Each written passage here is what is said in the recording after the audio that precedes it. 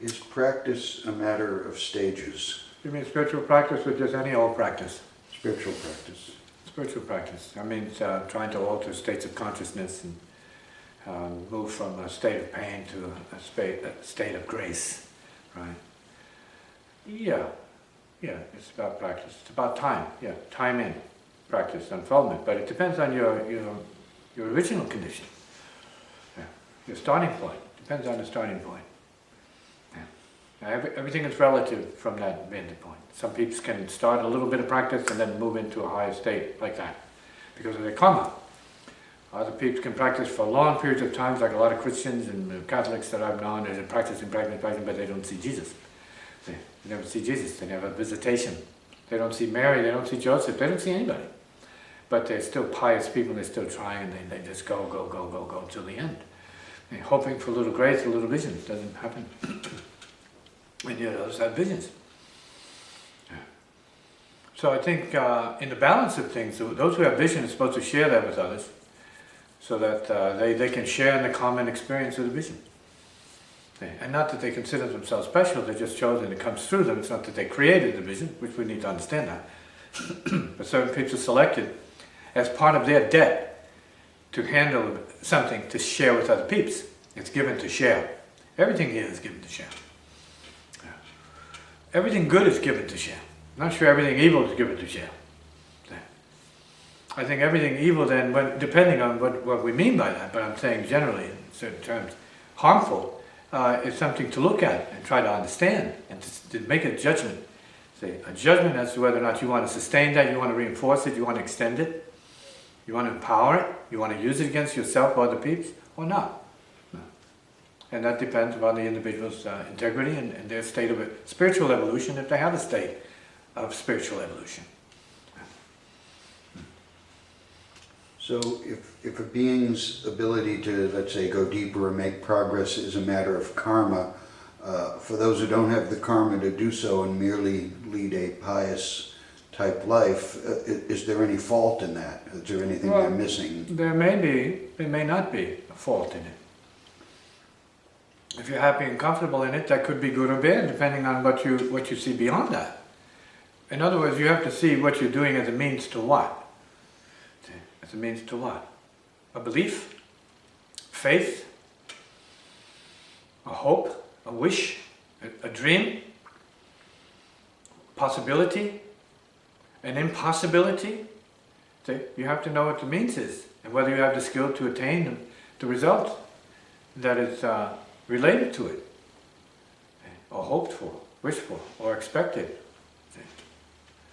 or worked for in this case, working for a result. And so it's up to the individual to determine if your faith is enough for you. And if it's not enough, then you have to find other means elsewhere to find more direct knowing for yourself as to what God is, the Spirit is, or what the reality of the soul is for you. Because you don't just want a religion like a club. You don't say, I belong to this club, and I actually was in that club, and then I went to this other club, and there's no realization. You're just going from one mob to another mob. So you want to make sure one group to another group, one gang to another gang of peeps. You want to make sure that you're making steps that bring you closer to the deity or the divinity that you feel is true for you. Beyond the books. Beyond the books. And I think there was something said, I think, concerning one of the saints, could have been St. John, relative to the story of Jesus. He said, well, if everything that he did was written down in books, the world would not be able to contain what that was. Which means that books are just part of the process, but they're not the process. What you know, you can put in books. Somebody knew to put in books. So what you know, you should put in books. See, in terms of your own self. You have to write your own book as far as that goes. Because that's what the Lord or the God or the Creator would have you do. So write it down for yourself. Study what you need to as you step up, but then eventually you need to take control over your life and then follow what is written in your heart. So first follow what you hear and you see outside you, but then ultimately you have to see what is written in your heart. Not what you feel, but what is written in your heart. See? Not what you think, not what you've heard and what you believe, what you have faith in, but you got to see exactly what it is that's written in your heart. That's quite a challenge for peeps. Right? And it's the same with musicians. You got to know what's written in your bones, in your soul, and play from there. And I don't mean, let's say, popular ideas of soul and the groove that the soul is in for healing and comfort and the zone there, to be in there. No, we're not talking about that soul. That's cultural soul. We're not talking about cultural soul. We're talking about real spirit soul, right? Spirit soul, not material soul. Otherwise, we're just talking about the social soul. Yeah. And that's good. It's a step up. That's maybe a small form of goodness, right, for the peeps. Saying, oh, it's got soul. No doubt. It's good. Healing, up to a point. Does it liberate anybody? No. So it's not the real soul. The real soul is a liberated soul. We need to get in touch with the liberated soul and see what's written on our heart in terms of our instructions for us. So when Jesus said the kingdom is within, he's talking about going into that place where you read what's written at a heart level for you, the individual. The beam and the ray or the representative of the divine in your form. Now, how many people care about that? Good question.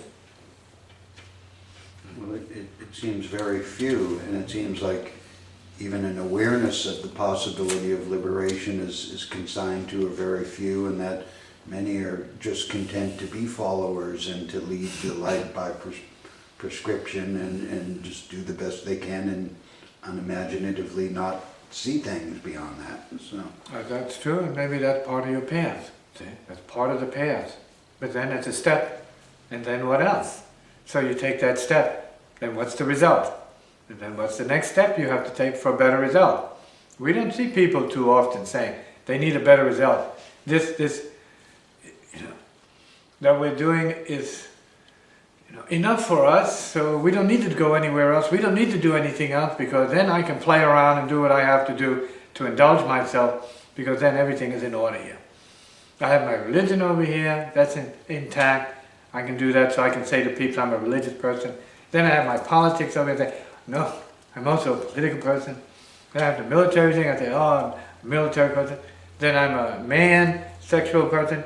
And then a female, another sexual reality. And then I'm all these things, but I'm still stupid. I'm successful, but I'm still dumb. I'm wealthy and I'm still dumb.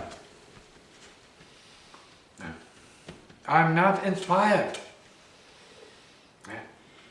I'm inspired to make money and take whatever I can from anybody and everybody, but that's not the inspiration I'm talking about, because that's like self-indulgent. Practice. Inspired from the soul is to transcend this world, so forget about worldliness. There is such a thing. Well, nobody's talking about it in a certain way, except in very limited religious terms that are self-serving. It's not like the God talking about the God. It's really about people talking about themselves.